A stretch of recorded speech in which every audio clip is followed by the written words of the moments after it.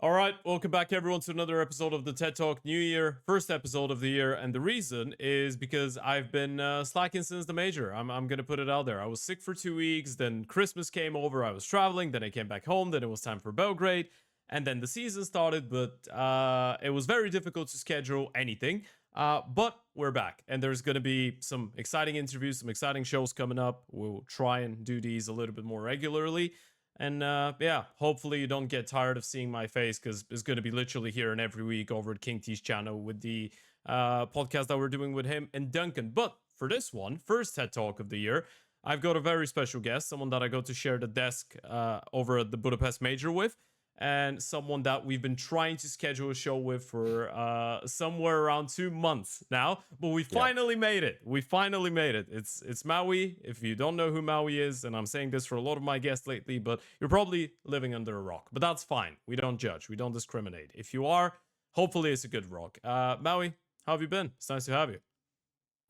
Yeah, I'm glad we finally made it work. Obviously, since the major, a lot has happened for me also. I mean, I Mm. moved, I worked an event, I had food poisoning at an event, so it's just been really difficult to lock this down. But so I'm glad that we are able to find some time as day one of Krakow is raging on. A lot has already happened with the bounty being played and all, but there's a lot to be excited about. Looking forward to the rest of the season and the upcoming tournaments. Right. We usually start things here on this in this show in a very casual way. We talk about the guest a little bit. So talk to me about the end of last year and the start of this year for you personally. How was the experience at the major? Sadly, you couldn't make it to the HLTV Awards, so you had a longer time at home. So how's that been for you? I would just say that the major itself, the Budapest major, I mean, I would say that it was extremely exciting watching Vitality lift another trophy to solidify their era. I think that it kind of put a nice bookend on what was already an incredible season of 2025 for the team. I didn't really know how it was going to end or shape up for them. And so to see them return back to that form, I feel like was probably one of the neatest ways we could have actually ended the previous year. And I'm kind of glad that it happened like that because Sure. then we don't have to have the hypothetical discussion of whether what we saw in June or May of 25 was an era or was that just a really good streak? Because I feel like the debate was still being had Mm. or the jury was still out for some people. And I don't think that there's really anybody that's going to argue today that 2025 wasn't the Vitality era. And we could still very well be in the Vitality era, depending on the Sure. results that they have in the upcoming season. If they go, I mean, I don't think that if they, I think they kind of have to win something like Cluj, Krakow, the major in this first season to still consider it their era, but it's still kind of like the looming threat of Vitality and everybody knowing that if they just play to their max, then there's nobody in the world that's really gonna be able to stick it to them. Yeah. See, that wasn't originally one of the topics that we were going to discuss, but might as well use it as a bit of a bridge. I Okay, yeah. think it's first of all, they won the major, so they must be the greatest team in the history of the game now, right? That's I heard someone said that on a major broadcast, so I agree with that person. No, I'm kidding. I'm kidding. I'm just gonna ride the wave of that because I had a That was a stinker and I crazy take. It was a no, wild it take. actually was. Yeah, that's one of the things that I say. You know, when sometimes you say something very outrageous, and in the moment of you saying it, you're like, fuck. The wild thing is that it was planned. Like I was joking that I was going to say it, but then I actually said it, and I was like, "Oh, wow, all right." But yeah, I think it's interesting as well because if you have that conversation, I mean, Astralis when they were winning consecutive majors, they weren't winning all the events in between as well, right? So even if Vitality have a couple off events, if they, I think I'm with you on that one. If they win, let's say, two big events until the major, and then they win Cologne, then I think it's undisputable that we're actually in the Vitality era. I think it's already undisputable after they've won two majors in 1 year, but Yeah. it's going to be interesting how it goes. I don't really like putting a lot of value in the first event of the year, just because I still remember what how it was like when Astralis and Liquid was the rivalry when Astralis had their year, and then one of the seasons started with some I Buy Power event in North America that Liquid Yeah. won, Yeah. and it was like, well, yeah, Astralis didn't win that, but does it really make that big of a difference? Not really sure about it. So I think you're making a valid point. So what do you make out of Astralis' first event then? What do you make of the loss against the Falcons with a Mhm. stand-in, the performance of Bounty? Are you really putting too much thought into it, or you kind of just brush it aside? Well, I mean, in general, I rate the Astralis moves pretty highly. I think Fozzy's better than Device. I think that Fozzy is a really nice injection of Oh, young did I say blood. One, Astralis? I yeah. meant Vitality. I'm sorry. I'm sorry. I just got Oh, oh, confused with oh, oh, mentioning oh. Astralis' era. I made Okay. Vitality's start Oh, to the sure, year. sure, sure, No, sure. no, Yeah, no, no. yeah, I yeah. didn't That just makes more jump off of sense. the Did feel Vitality like a train. little bit of a Yeah. non sequitur, No, but no, no, no, I was no. gonna take it as is. Let me go off the Yeah, hook. no. It's nearly midnight here for me, Yeah, so it's just a sure. moment of confusion. Yeah, Yeah, Vitality. yeah, no doubt. I mean, no, for Vitality, I'd feel like the way that they lost is just kind of what makes Falcons scary more than it is disappointing for Vitality. That m1mple and NiKo can power up in any singular series and create a one-off result that leaves everybody wanting more from Falcons. And I almost think it says more about Falcons and the level that they've brought into the year than it does about Vitality, because Okay. the start of the year, Vitality is not what I expect. After seeing that how mortal they can be in season 2 of 25, I'm not really too concerned for them if they like. I kind of want to see them just play at the biggest events really well. And Sure. as much as I like Blast and enjoy working with them, I don't think it's a secret with internally that the bounty is not the premier keystone event of the season. I'd say that it's more so supposed to be the open and to an extent the rivals for what kind of storylines that can bring in right before the major runs. So I am not really concerned about Vitality. I think that the only worrying sign about it was how pedestrian Sure. Zywoo looked in the match itself, because he was really kind of nowhere to be found. And I think that it doesn't really. I don't think we're in for a 2026 where you're, by virtue of winning every tournament, going to have to gift Zywoo the MVP because he's the best player on the best team. I think he's going to have to earn it this year a little bit more, and he's going to have to earn it. And I think that they're going to have to actually sift through individual results and numbers a bit more, HLTV, when they compare him to Donk at the inevitable race in the final Mm. month.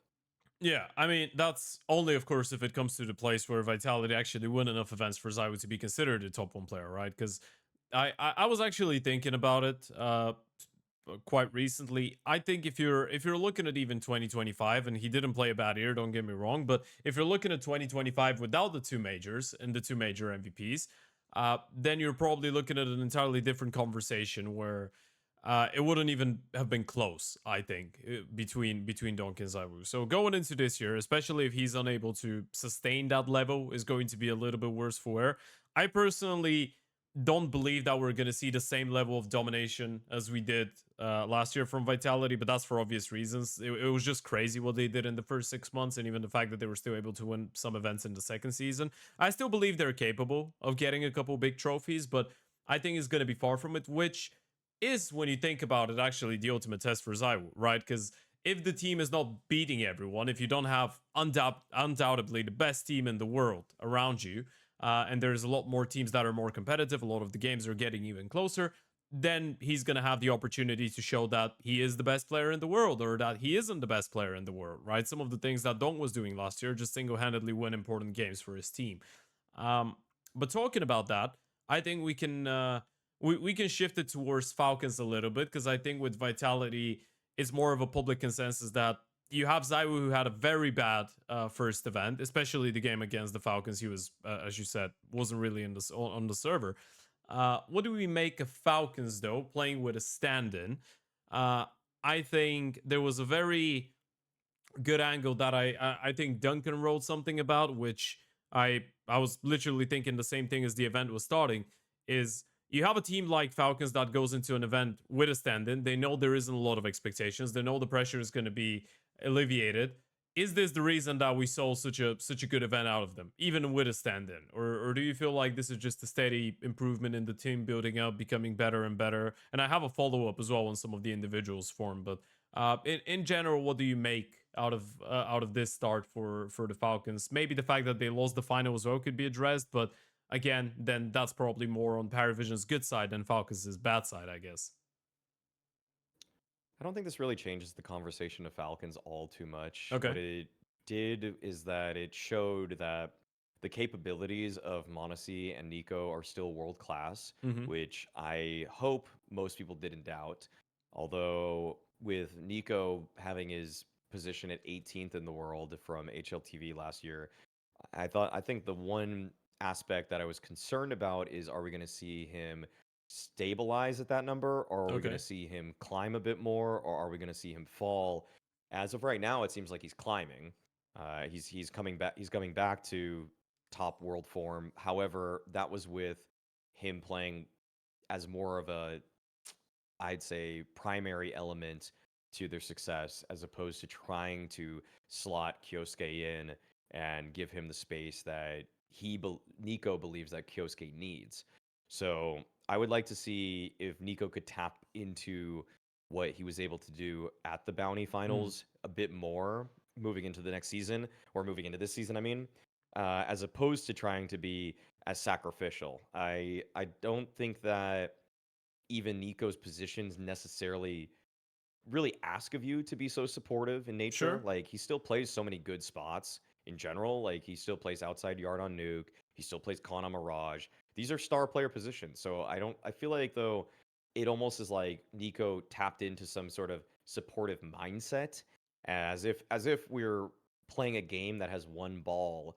Counter-Strike's a game with everybody has a gun. So everybody can be a shot maker in any given round.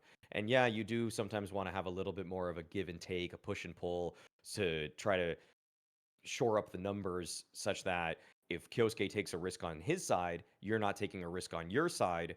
But I would say, if you're Falcons, maybe it's worthwhile to just throw those kinds of fundamentals out the window a little bit more, because in reality, there's no reason you shouldn't be trying to unlock all of your weapons on a very regular basis. You have all of the tools to be the most oppressive team that's ever played this game, and yet you're trying to play balanced CS with imbalanced players. It doesn't really compute for me. So I'd want to just see NiKo be more of a standout as an individual, and not try to be this accessory element to Falcon's success, where he can be the star, and that's something that he proved to me. As for the rest of Falcons, Mm. I don't know if I've really changed my opinion too much Sure. on anything there.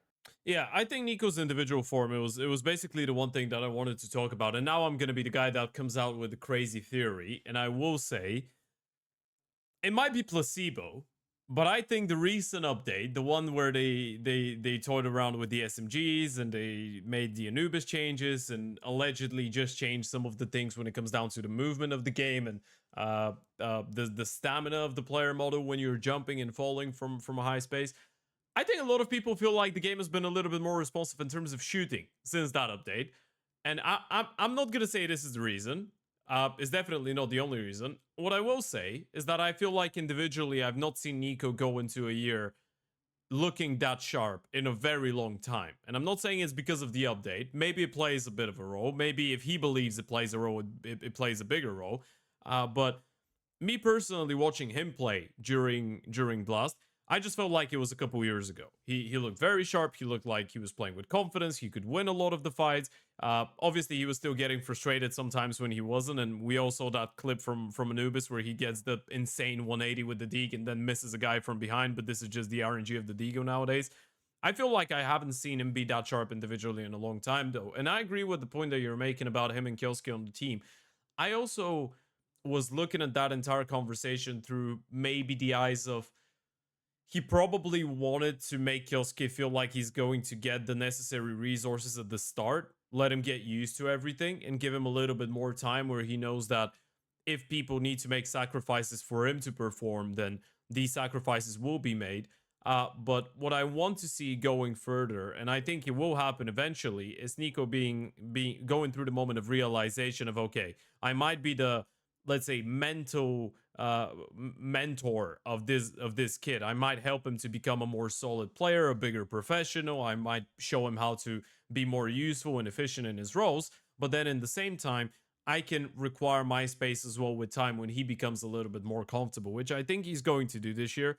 I honestly believe, because I had my concerns as well, and I know it's a bit hypocritical in a way because I'm not judging Vitality's form based off of one event, but then based off of that same one event, I'm saying NiKo's gonna have a great season because I liked how he looked. But I just feel like the Falcons' structure has been getting better and better. I think they're playing one of the, well, some of the best Counter-Strike there is right now in the world. Kixon's been doing a very good job, and I think they are doing a good job with being unconventional in a way that they are giving a lot of freedom to their players. Because Kixon is not that type of a very strict IGL. Like he's got a very clear idea on how he wants to play the game, but then in the same time, he himself is a very good individual as an in-game leader. And people like that, when they are the IGLs, tend to, let people play a freer style of Counter-Strike. Also, I think he realizes quite well he's got on the team, right? He knows that he needs to enable those guys to have freedom and feel like they have the space to take. One final, I guess, thought on the Falcons. What you think of NucleonZ? Impressed with this guy? Obviously, teenager, 18-year-old, North Macedonian coming in from the Falcons Academy. Did you like him? Um, I'd say the first series that he played was fine, Okay. as in he just satisfied what he kind of I thought he could do or should do in a stand-in situation. And that game was against Liquid, and so it was nice to see that he could more or less hold his own. He did kind of grief them pretty badly on Nuke, where he just solo walk push ramp and just died for no reason, like in a Sure. 4v3 2 or something, like in a man advantage situation. In the Vitality game, I felt like he was not. I don't know. He did actually quite well. It was pretty impressive actually. It was not like he had too many sick moments. I think he had he might have had one clutch or something, or like a kind of a late round situation where he did pretty well against them. I forgot what map though, but then against Paravision, he was just. I think he was just incredibly nervous. Okay. I think he was. Yeah, I think the guy was insanely nervous. I mean, he said he doesn't feel he didn't feel pressure going into the day, but like that was just. I mean, he played by far the worst Counter Strike he could have played versus Paravision. When I would argue Paravision was the worst. I mean, not the worst of the three teams. Like they're better than Liquid, but they're definitely not better than Vitality. And so he definitely crumbled under some of the pressure there. Like he was pretty bad on all of his bomb site defenses, and I'm Which not is to be really. expected, to be fair. Right? Yeah, Yeah. yeah, yeah. So I'm not really holding that too hard against him. Mm. Most of the time on the first couple series that he played against Liquid and Vitality, like he was getting the kills that I felt like he was supposed to. I saw. I think his. I think very frequently he kind of gets a little bit crazy with just he wants to keep swinging, but I wish so. But I think that was kind of his job. I think he was Yeah. supposed to be. They probably told him just be a fearless entry, just swing like it's face it, and then he actually listened to them, and he did a great job at that. But then when he's on the back foot and having to defend a bomb site and try to play against an execute, that's when he just looked really really exposed. So I mean, there's stuff to like. There's something. I'm not gonna write him off or anything like that. He's 18 years old. He's in an academy roster. This is just such a ridiculous opportunity for him. So I'm not trying to draw any huge conclusions, but he was he had a little bit of game on the first couple days. Sure. Yeah. I think when it comes down to this guy, because I was very excited when he got called up, because I've been trying to keep an eye on the majority of the young players, especially when they're coming in from the Balkan region. There's him, and then there's that Serbian guy Veno on the Falcons Force Academy team that are both. I'm gonna speak off of memory, but like you look at T side and both of them have like 30% attempted entries. So Mm. these are the people that are just gonna run in heads first. The reason I actually think he did a great job, even though he did crumble in the final, I feel like it would be, unless you're special, and I'm talking, let's say, donk special, you're probably not gonna go into your first tier one event, play a grand final, and just perform and just smash everyone, No, yeah. right? You are gonna have the nerves, and I think CT sides, it was quite obvious that there was some moments where he was uncomfortable. He needed an extra second to make a decision. Also, one very important detail when it comes down to that is I think if you're a player coming in from that level, suddenly you're playing against PARIVISION, which is not the best team in the world, but is one of the best teams in the world, in my opinion, when it comes down to protocols and just set executes and utility and timings on everything. So the moment when you have Jame execute onto your bomb side with the perfect utility, the perfect flashes, the perfect timings, the perfect pathing, there's only so much you can do as an inexperienced guy. This is probably the first time he's played against such a perfected and well thought of offense when you think about it at this event. So I think it's completely natural. I feel like individually he looked very sharp. He looked all right, and I think as long as you have the necessary skill set to be a tier 1 player, then you can learn how to react in certain situations. You can get experience, and in a couple years you have the necessary IQ. You've played against these teams enough. You're used to it already, and you can be even better. So all in all, feel like big positive going out for him. Sadly, obviously, well, not sadly, because Kioske is back, but NucleonZ is not going to be playing in Krakow, so we're going to get the full strength and perfected version of Falcons, supposedly. Could do a little bit better. Obviously, we don't know who they're going to be playing against because they're starting from stage 2, but I suggest we move on to Krakow now and some of the things that happened in day 1, because we've had basically all the teams play one best of 3. Now, at the moment of me and you recording this, G2 and Passion UA are still playing, and they're on the 3rd map, and G2 are leading 9-3 at halftime. So I think it's fair to assume that G2 is going to win their game. So we've got Aurora beating Gamer Legion, we've got PARIVISION beating Heroic, we've got Liquid beating NIP 2-0, G2 beating Passion, BC.Game beating Legacy, 3D Max beating Foot, Astralis beating Pain, and Energy beating Bait. Now, I know which teams I want to talk about. What's the first team that you want to discuss out of these in stage 1 right now, based on what you've seen, maybe in this event, maybe in the previous one if they did play Blast? The games that I caught the most closely were Liquid over NIP, BC.Game over Legacy, Astralis over Pain, and I watched a little bit of NRG Bait, and I saw the first 2 maps of G2 Passion. I think the most compelling series, I mean, I think the most interesting to me, based off of like how excited I was and interested I was, were the BC.Game over Legacy game and the Liquid over NIP. Those were kind of the 2 that I was most interested in.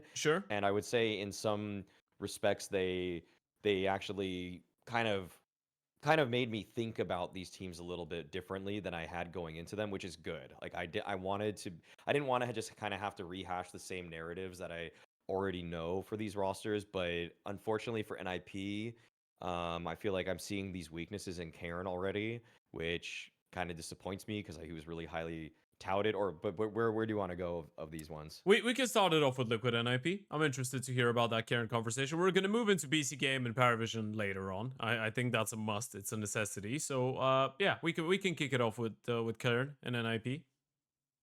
Yeah, I just think that I mean, NIP just lost a lot with cairne instead of UJerks on Nuke, and despite the fact that NIP is supposed to be this Nuke specialist team, which they were at the major, beating Astralis, of course, and really sticking it to a lot of the better teams there, UJerks was such a cerebral lurker for outside yard control, and cairne does not know how he wants to operate around Snappy's various smokes that he throws. He doesn't know how he wants to take space. He doesn't know which fights are worth the risk. He doesn't take the risks that UJerks took.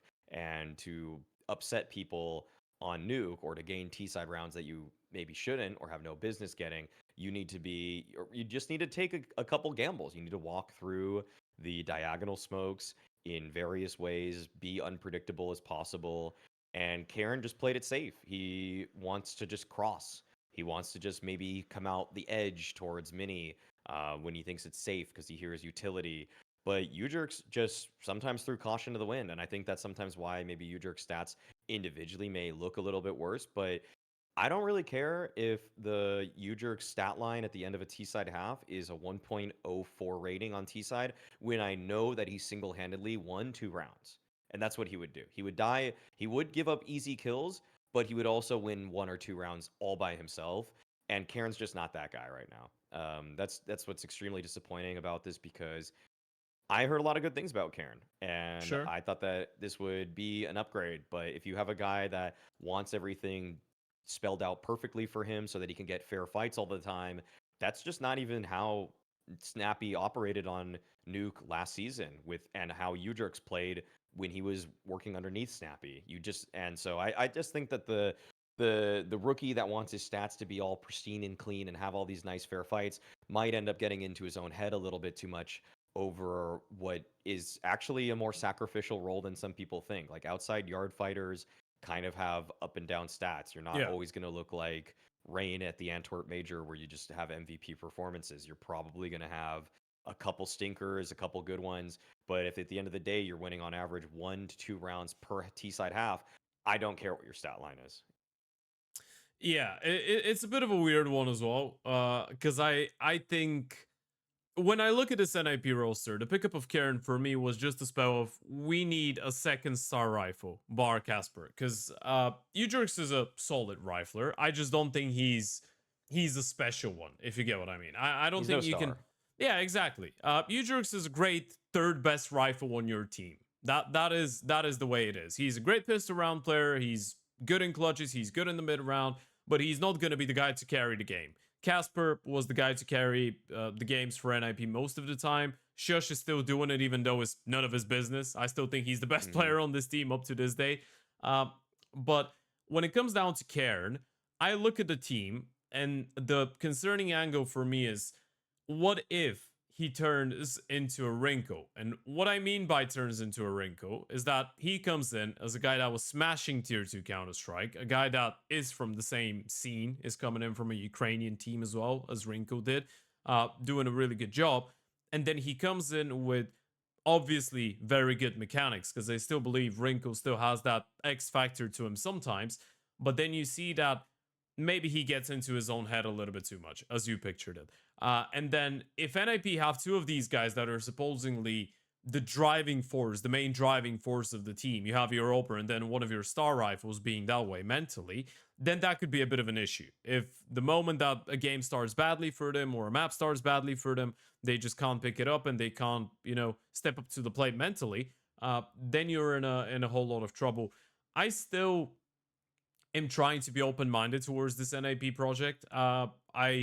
I like the tactical, I guess just the preparations and how they look tactically at the major. I thought it was pretty decent. They were playing very clean Counter-Strike, and it felt like everyone knew exactly what they were supposed to do on the team, and everyone was on the same page. It's probably going to take a little bit of time before cairne does that, but as of right now, I can agree with you. I don't think he's been smashing it out the park, but I also wouldn't say that it is too expected of him to do that.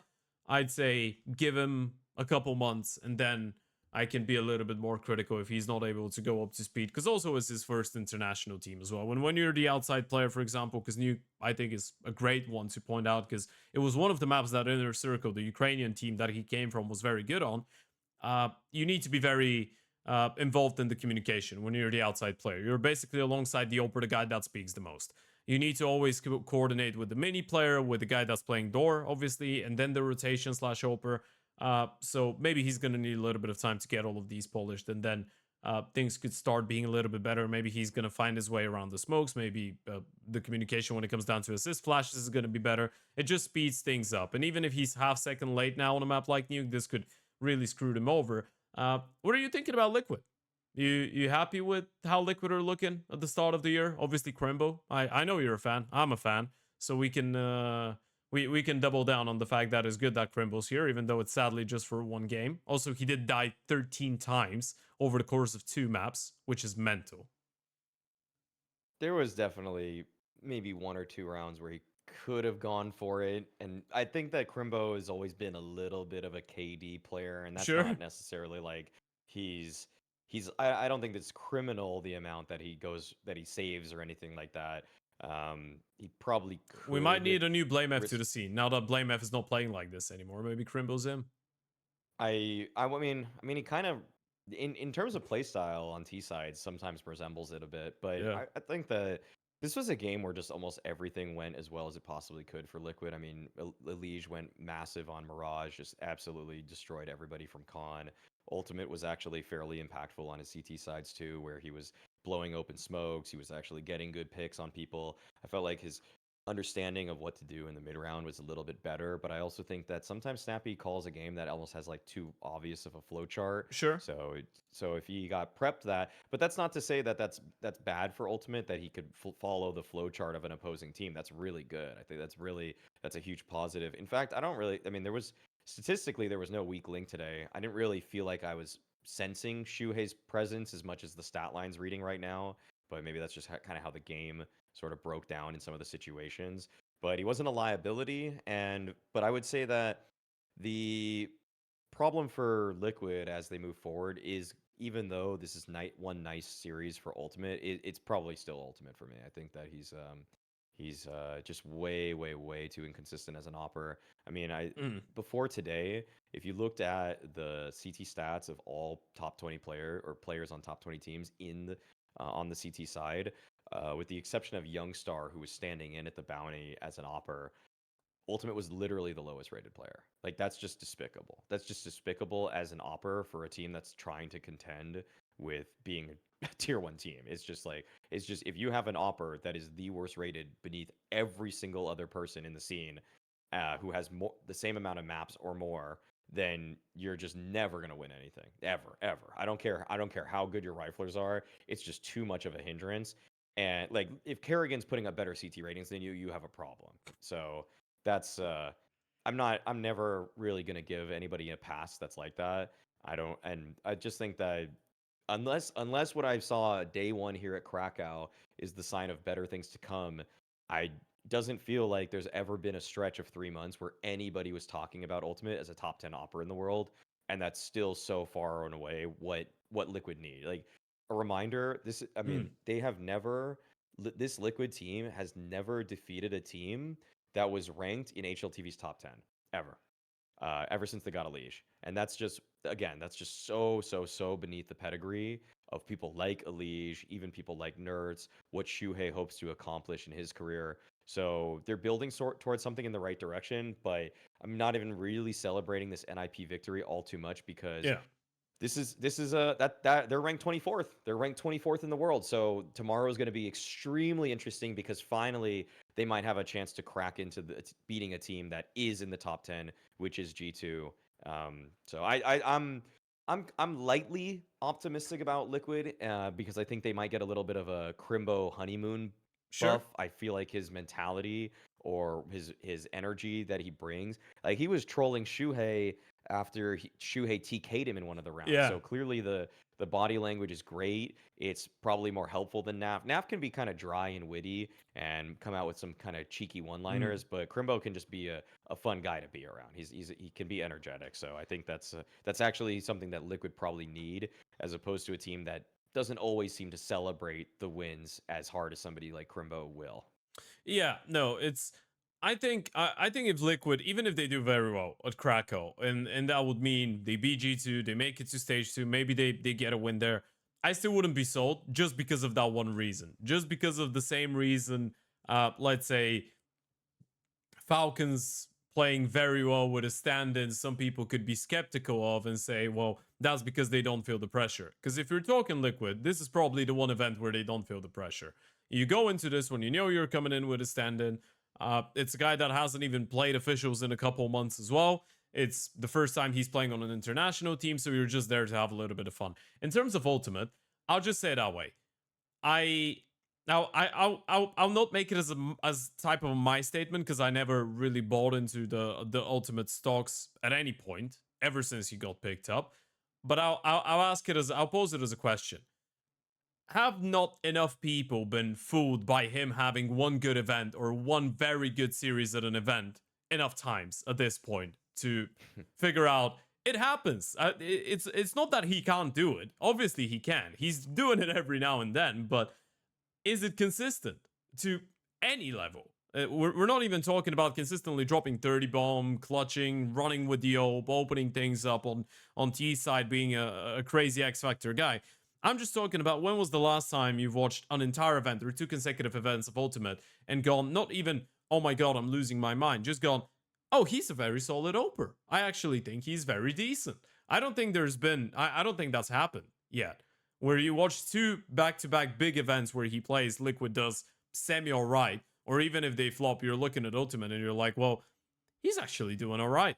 If anything, maybe when they're their worst, then he has those very good maps. When everything is falling apart, he's gonna have that one great map, which is just going to save the day. But hate to say it, I think because there was a massive conversation at the start of the year because a lot of people were disappointed that there wasn't more roster changes and moves, and there was some information that doesn't happen primarily because of financial reasons.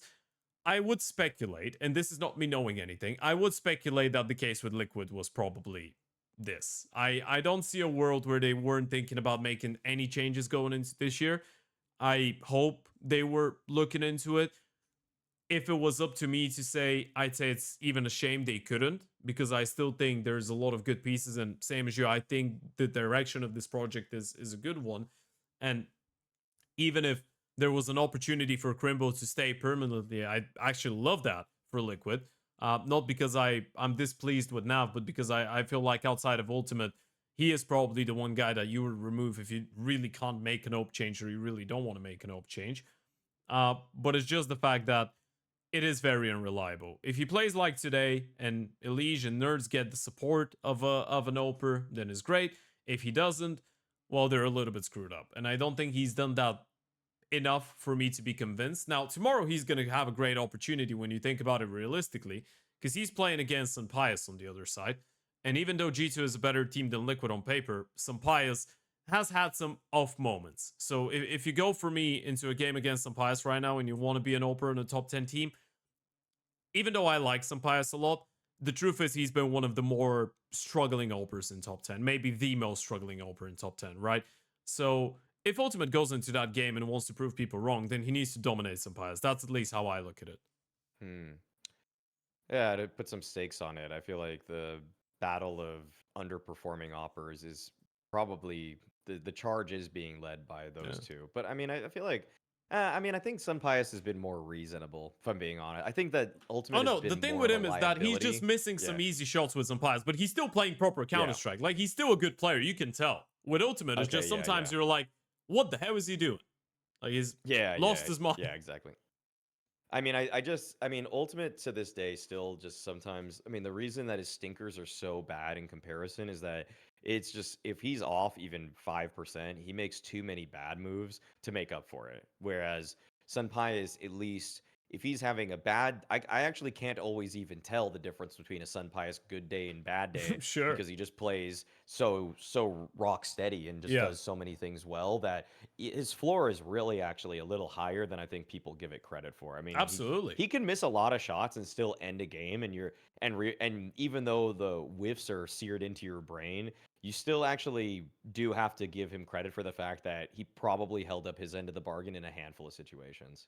No, absolutely. It's one of the things that, because Saw was one of the last guests that I had for last year, and one of the things that we were discussing was s1mple's individual form and why Saw likes having s1mple on the team so much. And one of the main reasons why Saw wanted to actually bring s1mple over alongside him from Heroic onto G2 was the fact that, and these are his words, s1mple is one of the best teammates you can have as a rifler, because he's an oper that could be aggressive. That was kind of one of his fortes back in the days in Movie Star Riders when he was just running around and killing people. But he's a guy that knows how to play proper Counter-Strike and set people up. And he's a very nice teammate. His communication is on tier 1 level. You will very rarely question his decision making. That's the thing. You might question his ability to kill sometimes, but in terms of decision making and in terms of reading the game and making the right moves, I don't think there's much of a debate to be had. So yeah, but in my book, if you're a type of player like Ultimate, your style of oping is hyper aggressive, unconventional. I'm going to compensate for all the dumb stuff that I do with individual skill. s1mple should be perfect for you to bully, because he's playing standard Counter-Strike. If you're really better than him individually, go and bully him. Show that you're better, right? So that's going to be a very interesting head-to-head. I always like it when we watch two bigger oping names that are struggling go against each other. Is always a fun watch. I suggest we move on to one of the, I want to say, last two teams that I really want to talk about, and those are probably the two biggest topics at the start of one of them is the biggest topic probably at the start of the year. The other one is just a big topic because s1mple is there. So BC.Game, first big event after an online failure, which I did watch against Nemesis and another Russian team that goes by the name of Ursa. BC.Game lost both of these games. That was in the IEM Rio close qualifier. Now they crushed Legacy. And when I say crushed, they crushed them. They had a very slow start on Overpass, but then they came back. They were down, what, 2-10, something like this. And at halftime on Overpass, they won that.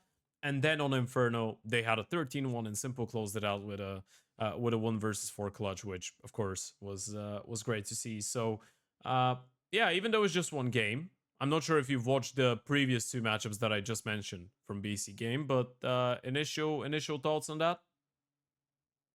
I don't know if I would ever really. I mean, it obviously. Well, okay. I'll say outright, I did not see the BC.Game matches that were online. Good for I you. also, yeah, I also just wouldn't take the most from those anyways, given that it's a 5-man lineup that has no history working together practically. Like it's just such Sure. it's a team that's just so severed in terms of just there's this core of Saw and then there's just these appendages of electronic and s1mple and it's just a monster of what I mean. It's a VRS creation. It's a VRS Frankenstein. Its only purpose in existence is just to serve the idea of BC.Game getting to the major, getting s1mple to the major, and everything else is just it doesn't matter how ugly it is. And so for them to even pull together now to beat Legacy, I mean, it's a huge step up. I mean, obviously the disaster that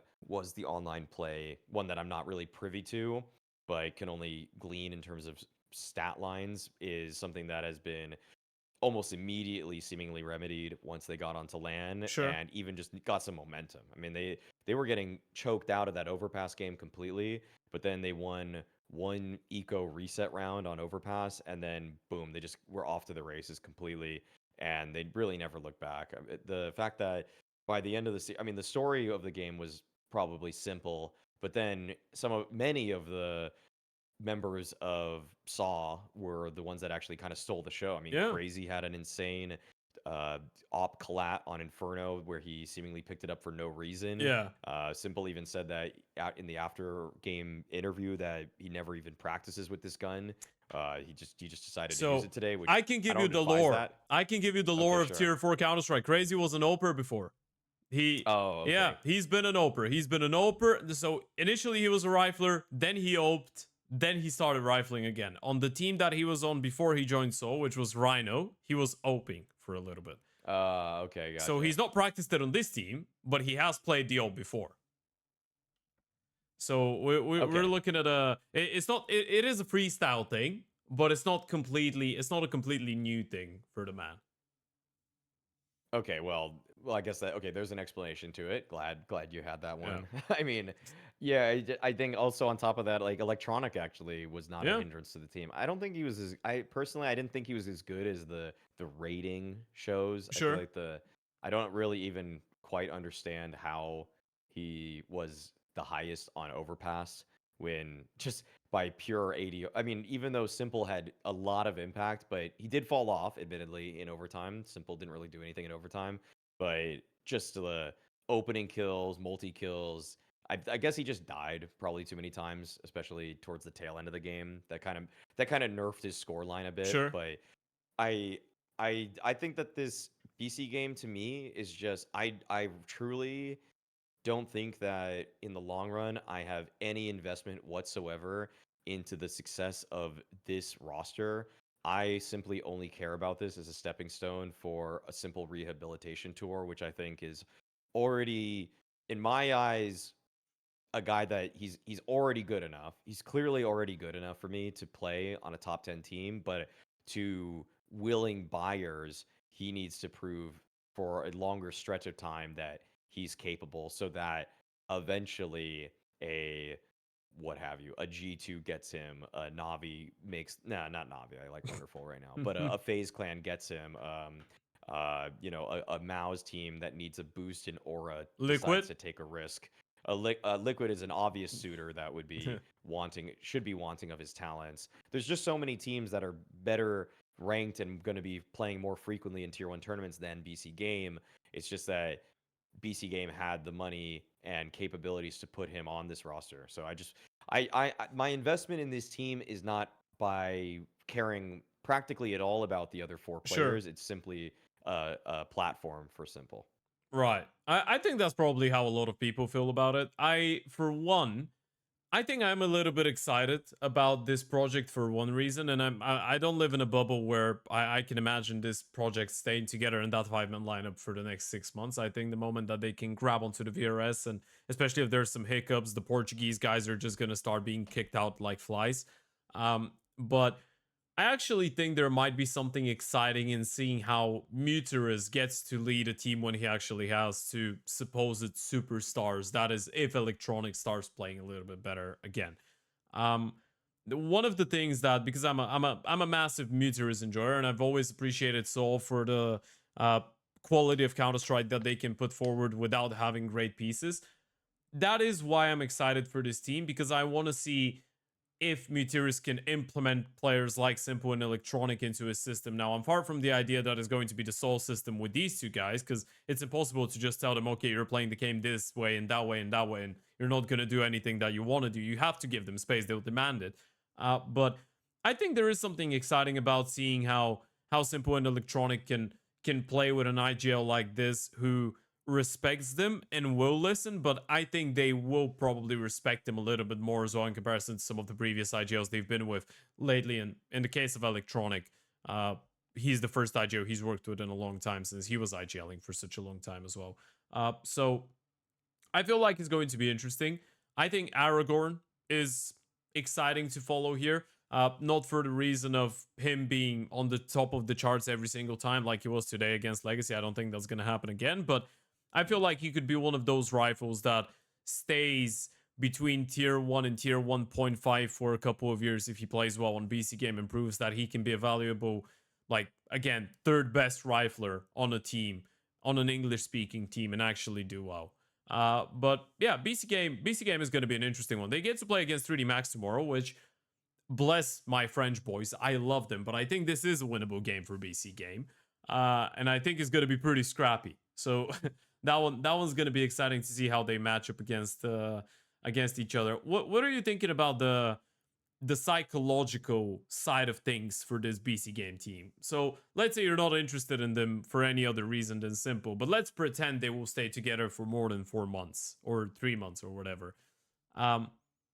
Anything from s1mple and Electronic from this game today that gave you any concerns or any good signs in terms of behavior, in terms of how you think they will balance out on a human level with some of their teammates? I don't really expect s1mple to stay composed unless they.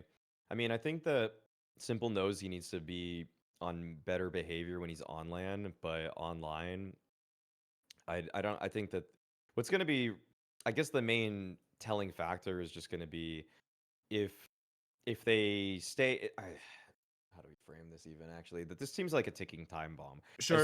As soon as this team stops getting LAN invites and has to start working through online, I don't think s1mple looked cut out for that in the last half year. I mean, All right. he had a really good start on BC.Game, but then he cratered and then more or less made himself into a laughingstock and BC.Game for his outbursts and behaviors that made them strictly uncompetitive. If they can just keep attending LANs and he keeps flying everywhere, and they, even if they only get a win here or there, make, maybe find an upset eventually, bigger upsets than Legacy, then there's something to work with. But Okay. if they ever have to go back into the depths of online tier 2 qualifier CS, then I think this team is as good as dead. All right, that's valid, and I'll just end that note on saying, on the online part, I agree, and that's the reason is, even if you're looking at s1mple and Electronic, even if you're looking at the Portuguese trio, Soul and Muterus' teams have never been the teams to dominate Russian teams in qualifiers. They've always struggled on that level. Usually they did their better work against better opposition, main events. We're talking about tier 2 lands and then tier 1 lands whenever they got in there. Um, Swiftly moving on, and this is the penultimate one because we're gonna give Spirit a little bit of time as well. But let's talk PARIVISION now. Now, PARIVISION is the big story of the start of this season. One of the pleasant surprises at the end of 2025. One of the teams that going into the Budapest Major, even though they bombed out 0-3 out of stage 3, I still feel like they had the quality and they had the opportunities to get a couple wins in there. But in general, played a very good major. And starting this year, they go into it. They beat Spirit in their opening game, which a lot of people could give to the fact that James has always been a very good IGL against Spirit, and he's been one of the people that have been able to figure out how to counter donk and make donk uncomfortable to play against them. Then they 2-0 Furia, and then they 3-0 Falcons in the final of Blast Bounty, and now today they've 2-1 Heroic. So they're entering this year on a 6-game win streak when you're counting the wins against Ents and Astralis as well in the online stage of Bounty to qualify for the LAN.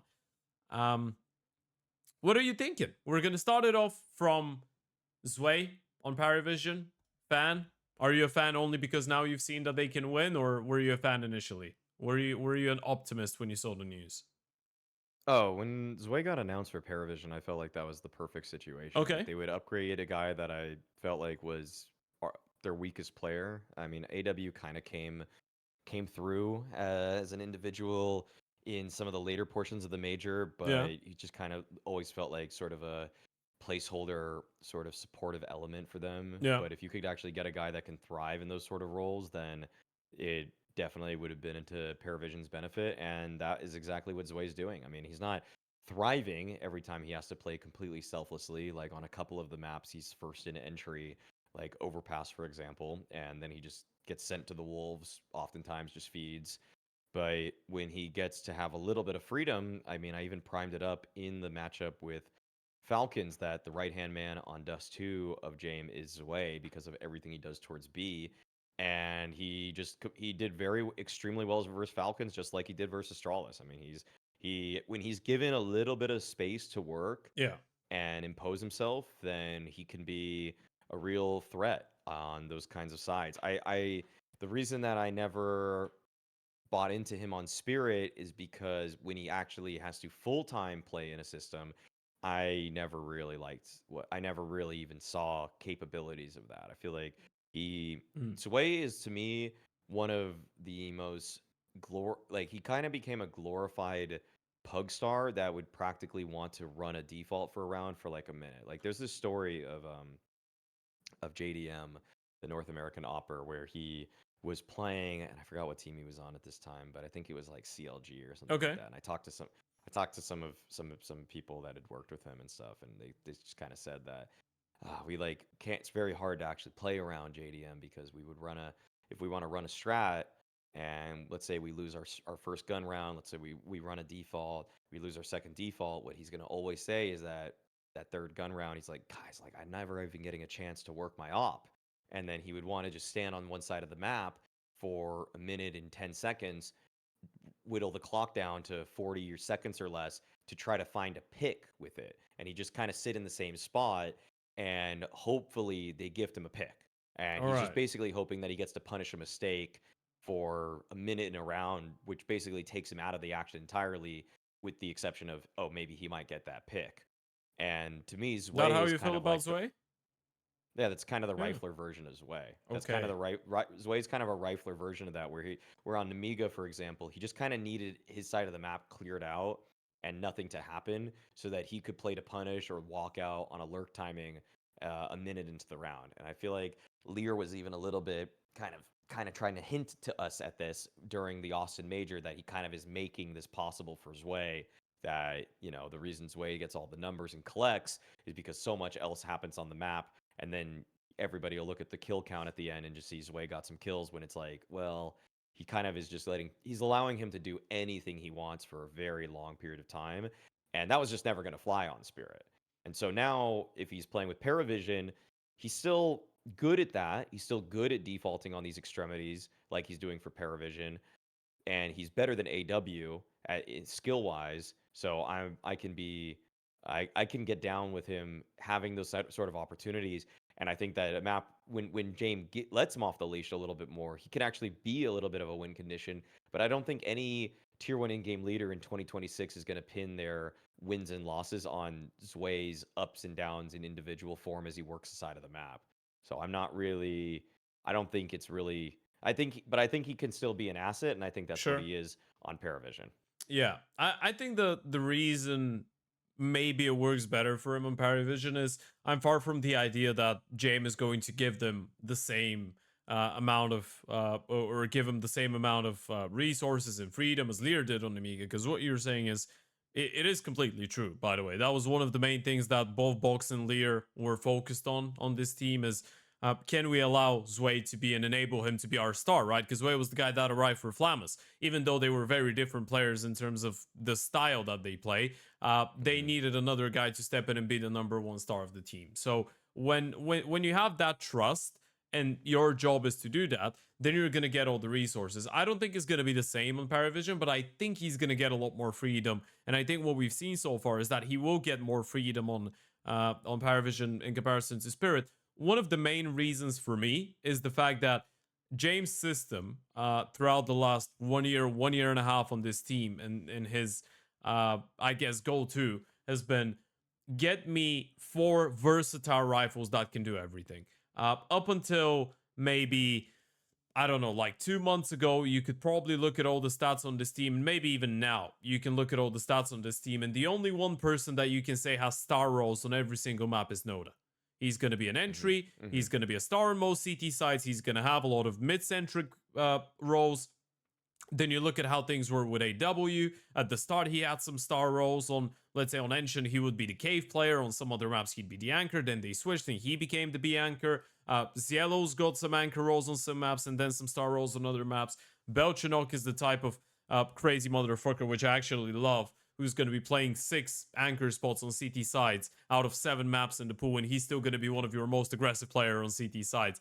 But I think what James is doing a very good job at is given almost equal space to his players so that no one feels like he doesn't get the chance to play his own game on a specific map or a specific side, right? Obviously, there's some balance to it. You can't all have the T side of Ancient, for example, and play it like you want individually. I'm just speaking out for the sake of the example. Someone will have to give on some of the maps, but I feel like it's not really an issue for someone like Zway because I look at him and it's pretty. It's not the same because Yellow's a lot crazier in his style and he's a lot more active and he likes moving a little bit more than Zway does. But I feel like you can draw that parallel in terms of both of them being capable players in some star roles and then in some anchor roles. But yeah, I'm still surprised that Zway is going in first as much on PARIVISION, but I feel like that more than anything comes to the fact that he is lurking a lot of the extremities that James likes to target. He loves the B-bomb side. I don't know what's in there for it, but in terms of not only Zway but just the general look of PARIVISION at Blast, do you feel like that was them going in and saying we're going to be a tier 1 team for this entire year, or would you say it was a bit of a slower start for some of the other teams and then PARIVISION were able to just click in very quickly? Are you expecting this type of a form to withstand for a longer period of time? Because that would be one of the craziest, it already is one of the craziest comeback stories for James and Dastan, because that was literally the first tier 1 LAN trophy that James won since the Rio Major, right? All of the other ones were like Bed Boom Dachas and like Russian LAN events and stuff like this. This is the first time he's won anything very significant since Rio, which is almost 4 years ago now, 3.5 years ago. So do you feel like this could be a return for Jamin and Dastan in tier 1, or this is just PARIVISION saying, okay, we're going to stay on the outskirts of top 10 permanently, for example? Do you see them hold on to that elite company of like being a top 6, 7, 8 team?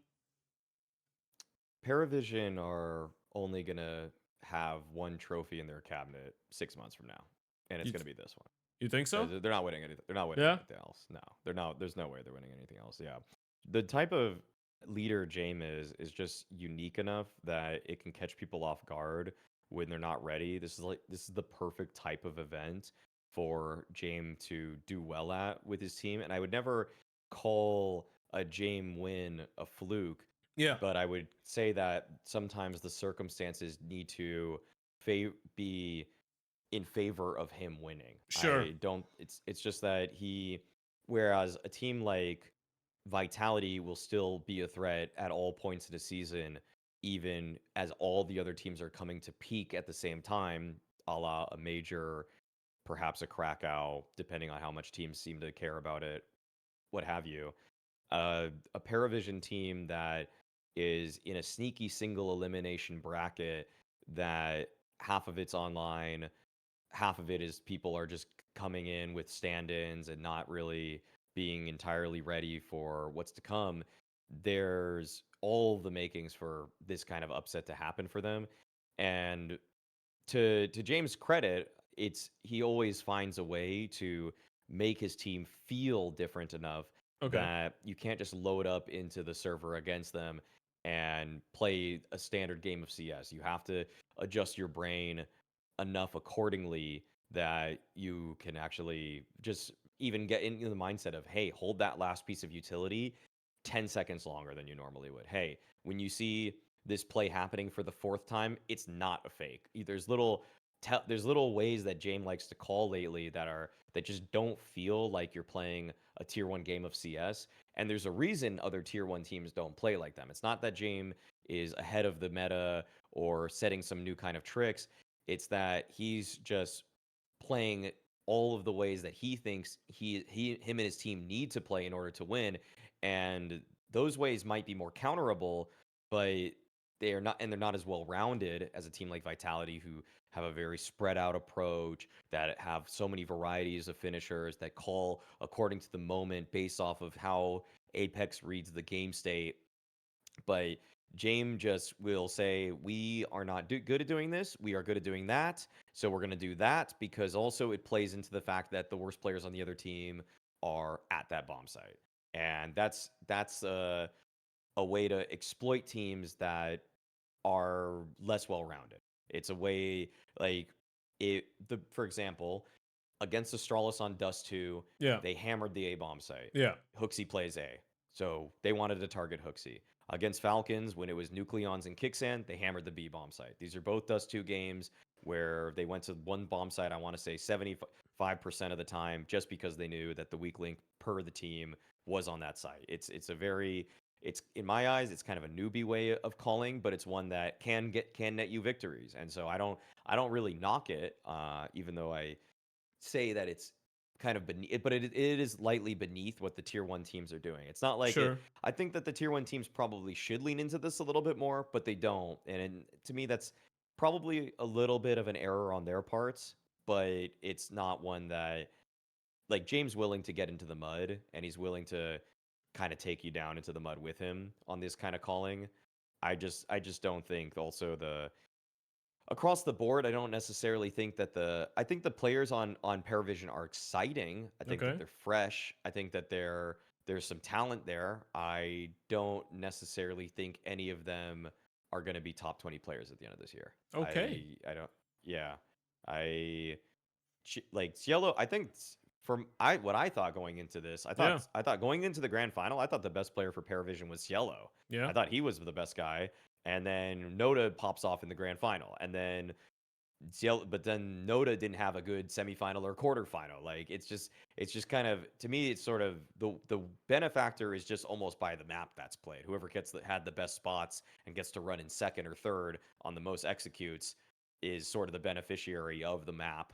But you can kind of have multiple maps in a series that one guy, sometimes Zway is the priority guy on Dust 2. Sometimes it's Noda that gets to be going in after Zway on Overpass. There's like all these little, and then he gets to have better rating. I don't know. It's just, so I'm not really sold that PARIVISION's going to be a mainstay of the elite, but Sure. I do think that PARIVISION have played themselves into enough of a point where they're definitely going to be I'd say this, even though I don't see them winning another trophy all season, and I don't see any of their players being in the top 20 this year, I think that they're going to stay darn near close, if not entrenched in the top 10 for the next 6 months. You know why I'm so excited about PARIVISION? Because I think there was a very sweet couple years where VP, most of us knew they weren't winning tier 1 events. But most of us would look at them and be like, they are the gatekeepers of what an elite team is, right? If you can beat them, then you're probably able to win trophies. If you're not able to beat them, then you're just getting exposed for not being good enough, right? I think they might be back. I think the gatekeeper of this level could be back. And from that point on, I mean, even being a top 10 team, I don't think is outrageous for a team like PARIVISION right now. Because you're looking at a lot of the teams below them. Navi, sometimes hot, sometimes cold, had a great major, not the greatest start of this year. We're yet to figure out what's going to happen there. Obviously, Spirit is below them, but we're going to talk about them in just a moment. The Mongos now, not really sure how they're going to be looking with Cobra Zero in their current slate. Probably a team that I would say PARIVISION could beat. And then you go below, and there's like G2, 3D Max, Liquid, Aurora. If you are the Mongols, the Auroras, the Liquids, the 3D Maxes of the world, PARIVISION is the one team that could literally skill check your playbook and your protocols and show if you have some very serious gaps that need withholding and if you have some issues with firepower and everything. I still don't see them consistently, and I think I'm with you on that. I don't see them consistently beating all of the top 4, top 5 teams, maybe every now and then, maybe in group stages as well. But I feel like we're approaching that sweet spot where if PARIVISION are able to stick around and get more invites for tier 1 events and play on that level, and for these individuals to get more experience on that level, I think they could become that. I think they could become the gatekeepers. And that's, for me, it's very exciting because I love the entire story of Jame and Dastan and how they were able to build that entire team from the ground up and spend so much time living in the boot camp. Obviously, that was Dastan primarily, and Jame was playing from home for a lot of the time. But it's just that entire story of the team. And with Xelo, as I was going to ask you this, and that's going to be before we say a couple words on Spirit and wrap up the podcast. But I was going to ask you who's the young guy going into this year that you think might make it into top 20 or you're excited about. Xelo was going to be my answer. I think he might do it. He's the one that I'm buying into because I think the kid is exceptional. I've been following him since he was with Tenier on Gun 5 a couple years ago. And I honestly thought it was very difficult to say which one was better. So I'm still on that Xelo train, and I think there is a chance that he sneaks in. Is there a youngster that you could name around the same age, same experience that you feel a little bit more excited about? Makaze is younger, and I think he's better. Yeah, Okay. I would take Makaze. Yeah. Yeah, I think Yeah, I would take Makaze for sure. I mean, if yeah, I mean, I don't know if that's a cop out because he was kind of close to HLTV's top 20, but I think I've just saw pretty consistent Sure. improvement in Makaze throughout the first tournament he played with Navi till the very end. I thought it was pretty remarkable how much Okay. he was just catching on. First couple tournaments, sort of a hindrance. Okay. And then kind of in my eyes towards the end of 25 started really catching his form, really becoming a difference maker, like understanding how to play in the system. So he showed, I think in the beginning he showed more of the brawn, and then by the end of the season he showed way more of the brain. And then he still coupled that with the brawn that he held at the beginning. Uh, Bounty was a bad start for him, but I would still say that if you don't have any Makaze stocks, now's the time to buy them. It's not Just so on he him, has man. It's just because he was playing Rainwaker. That's the entire story. It's not on him. It's not his fault. It's just Bulgarian Counter-Strike's too strong. That's the truth. Yeah, against what Monty it was. Yeah. Yep. No, Yep. yeah, Yeah. there's yeah, they just had a There's bunch my of too many. annual Bulgarian 1v3 highlight against the top a top 10 team. Now I'm gonna be riding Yeah. that until the end of time. That's me Too done many for young the year. upstarts on Monty. There's too much potential, and they actually hit the potential for a single series to just ruin Navi's day. That was absolutely great. I fucking love that with all my heart. And I like Navi, but hey, it's I don't get to be biased too often nowadays. So when I take the opportunity in a good way, I will be. Um, just to round it out, and this is the last one. They've not yet played a game in Krakow. It's Spirit. They beat Sinners in Inner Circle in the online stage of Bounty. 2-0 both games. Looked pretty solid, but against teams that you'd expect them to walk over pretty easily. And then they lost that series against PARIVISION on LAN, won over past 13-5, but then got beaten on both Mirage and Enshin. Both games were pretty close in the first half, but both games PARIVISION were able to run away with in the second half. And I'm not going to ask you what you're thinking about their form initially, because obviously they made some changes, and I don't think people are being overcritical, because magixx is now the IGL, and obviously you need to change some things within the team. So I don't think people were looking at Spirit and saying, well, we're very disgusted and disappointed in their performance after the first event. What have you what have you been thinking about the role changes and the way that people have been implemented in that system and the way that magixx has been calling? Do you see any differences between the style of Spirit now and the style of Spirit when Chopper was the IGL? Do you feel like a lot of it is stuck with Hallie, or you're already noticing something different with magixx joining? It's just way sloppier.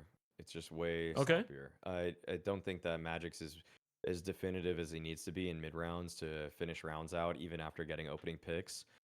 Oftentimes in the game versus PARIVISION, you saw players from Spirit after an opening pick walk aimlessly as if they're in a pug that isn't talking to their deaths one by one. I didn't feel like they connected as a unit. For even an obvious finisher sometimes is better than one that's just lazy and not connected at all. I feel like also they were always obvious. He never really once was. I mean, he was actually tested in mid rounds and never came up with any sort of way to move his pieces around.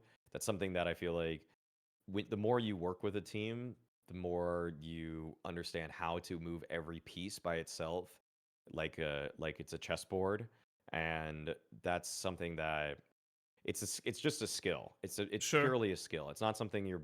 It's absolutely not something you're born with. It's not about leadership quality. It's not about captain or any nebulous factor or anything like that. It's actually just a hard skill that I mean, I say this because when I was competing, it would always be if I worked with new teammates or anything like that, and I was calling for them.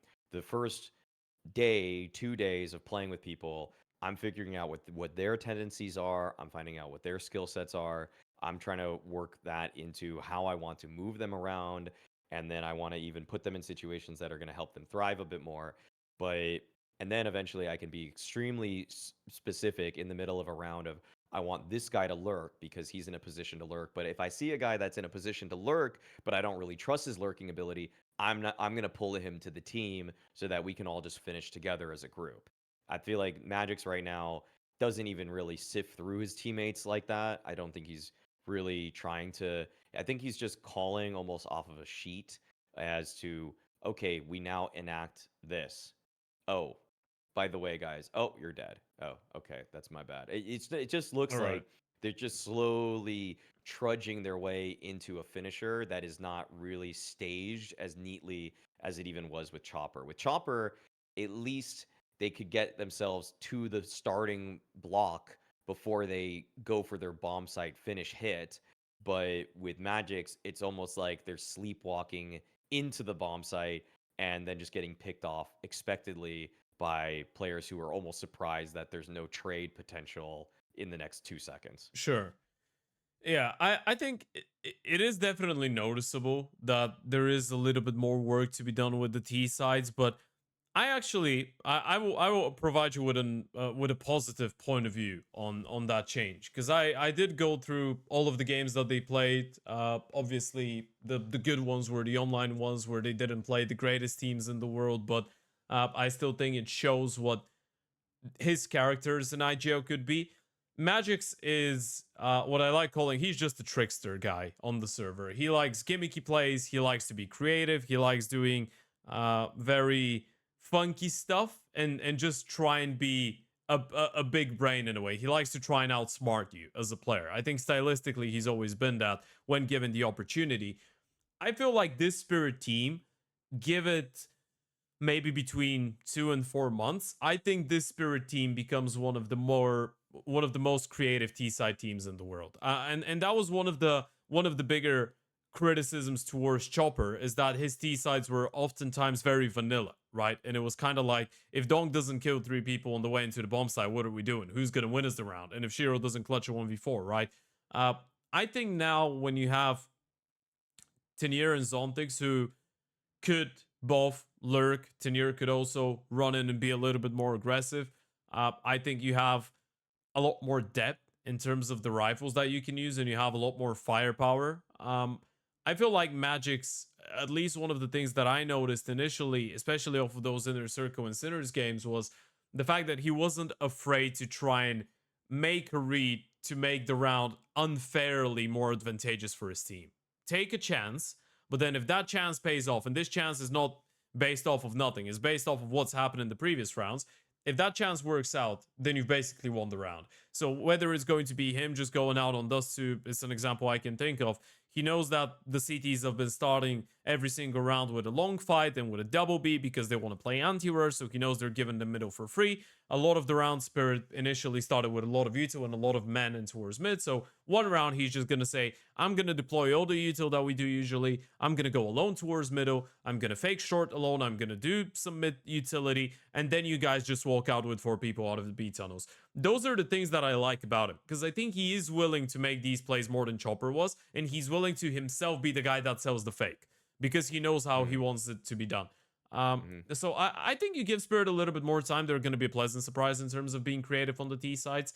I like the fact that Tenier gets to be an anchor on some CT sides as well as being a star player. Nuke, for example, he gets more freedom as the mini player because Zontix moved back to ramp, which is his old spot. So on a lot of the maps, Tenier is just doing what is free because Zontix is just taking his own spots that he played before, which I think is good for Tenier. So to be fair, I'm actually quite excited about this Spirit lineup. I think there is something in there. I don't think it's gonna click instantly. I just don't think it's that type of a vibe off of a team. It's also incredibly young now that Chopper is out. But I feel like this is one of these teams that could actually become very entertaining to watch, especially T side wise. I just think there's so much potential, and if magixx feels like he's got the comfort and trust and freedom from the coach and from his teammates to allow his imagination to work, so to speak, with as an IGL, I feel like he's capable of being a very, what's the right word to use? Very annoying IGL to play against, almost. Yeah. That'd be cool. I mean, I would be hopeful for that. I mean, I want the Spirit team to really succeed. I mean, I Yeah. really like the move in general. The big question mark for me was always going to be, is magixx's capabilities, or is he going to be able to level up or become a Sure. caller? And unfortunately, the very first test he did Yeah. not pass, but that doesn't mean that you can't have a do-over. No, absolutely doesn't. Okay. Well, I think with that being said, we've covered most of the topics that I wanted us to cover, if not all of them. Obviously, Krakow is still going. You're doing watch parties on your channel, so everyone watching this video can head over to twitch.tv Mauisnake and watch the co-streams there. And in case you're wondering, no, I am not co-streaming, so you can go and watch Maui. Yeah. And every now and then I'm gonna go into the chat and say something outrageous and just rage bait people. Say something like, I don't know, what did I say today? Yeah, Circus the next Monacy. That was one. I'm really proud of that one. That was Classic. great. No, that's an absolute classic. I think it was connected to shout out Fi one time who said Heavy God is the next NiKo or something like this. That was great. Yeah, That was phenomenal. So that was on that wavelength. It was great. But yeah, that's gonna be it. Thank you very much for joining me, Alex. It was an absolute pleasure having you on.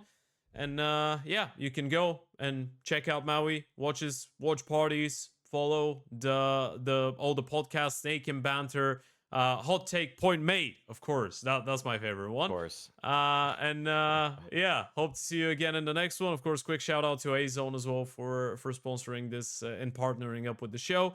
And we'll see you in the next one. Stay safe and bye-bye.